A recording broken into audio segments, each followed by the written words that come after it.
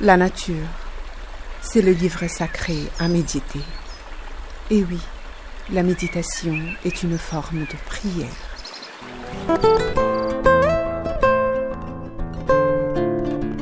Contemplation, un programme de Samira Hamdi.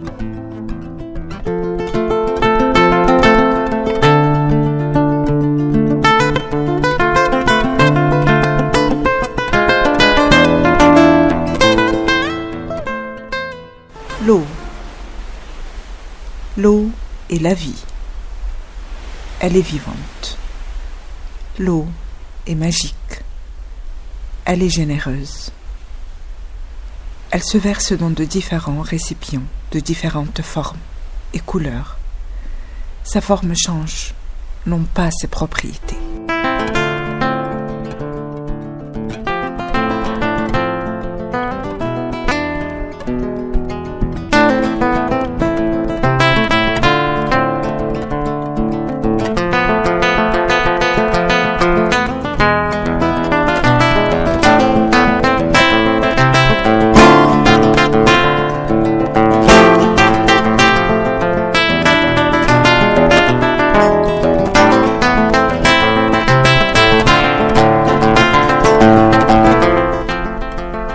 Elle est patiente.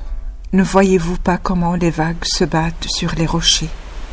Chaque minute, chaque heure, chaque jour, chaque siècle, afin de laisser une trace.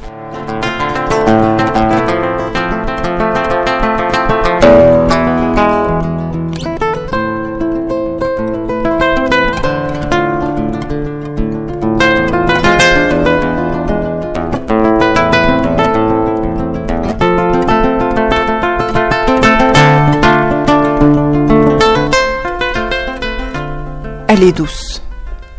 Lorsque la rosée du matin se pose légèrement sur les feuilles vertes et les fleurs.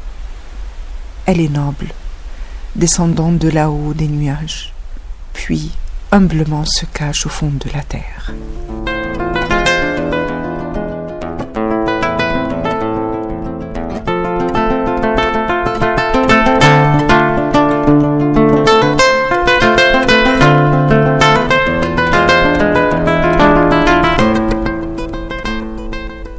Elle est tranquille, même si on lui jette une pierre dans un fleuve, sa surface change un petit peu, mais regagne sa sérénité dans quelques minutes. Elle est sage.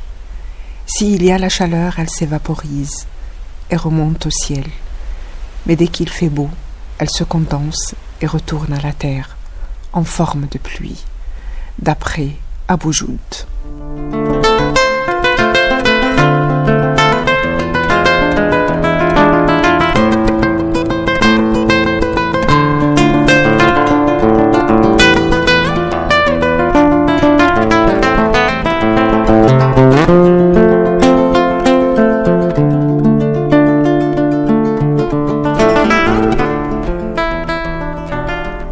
La Terre est la seule planète du système solaire à être gratifiée d'eau libre, condition de toute vie.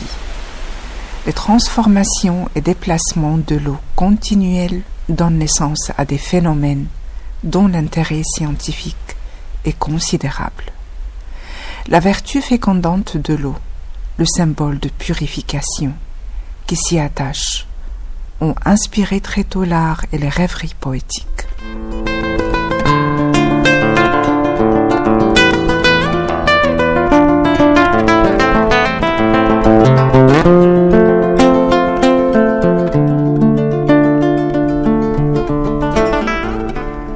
Au long de son histoire et à tous les niveaux de la civilisation technique, l'homme s'est servi de l'eau dans ses multiples domaines d'activité. La navigation, l'agriculture, l'industrie, l'usage domestique et la nourriture. L'eau est répartie sur Terre sous les formes de océans, glaciers, eaux souterraines, lacs et rivières, atmosphère et biosphère.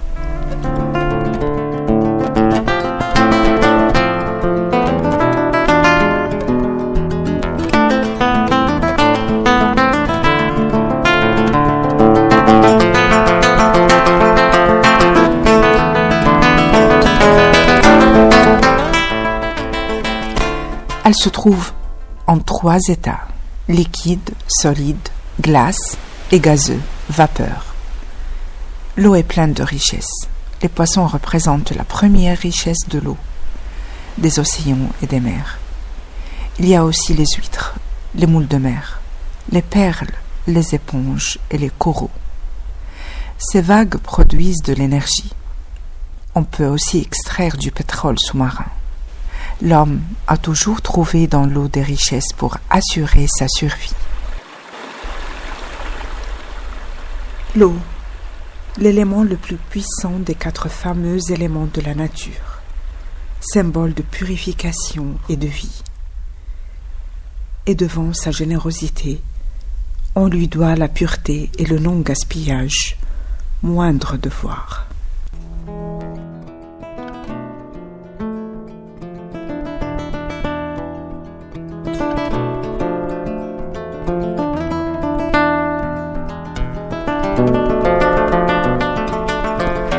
Elle représente 70% de notre planète, ainsi que notre corps, et on ne peut pas s'en passer.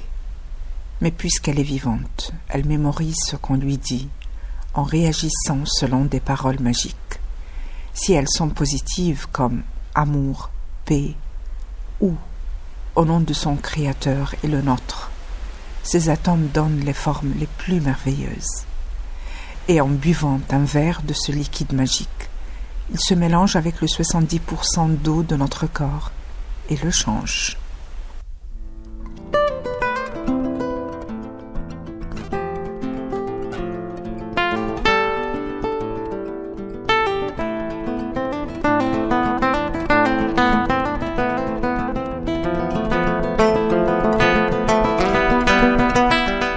Il me reste juste un petit conseil à vous donner.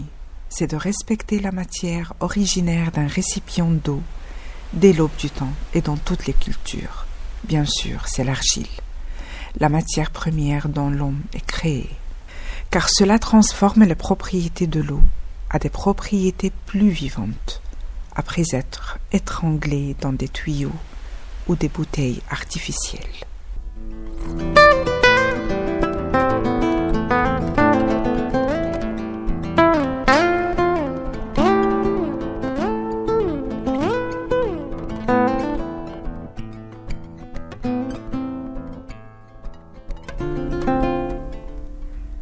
L'eau est un bienfait du ciel. On le remercie.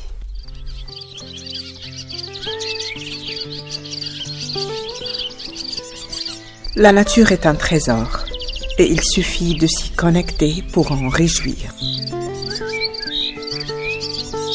C'était Contemplation.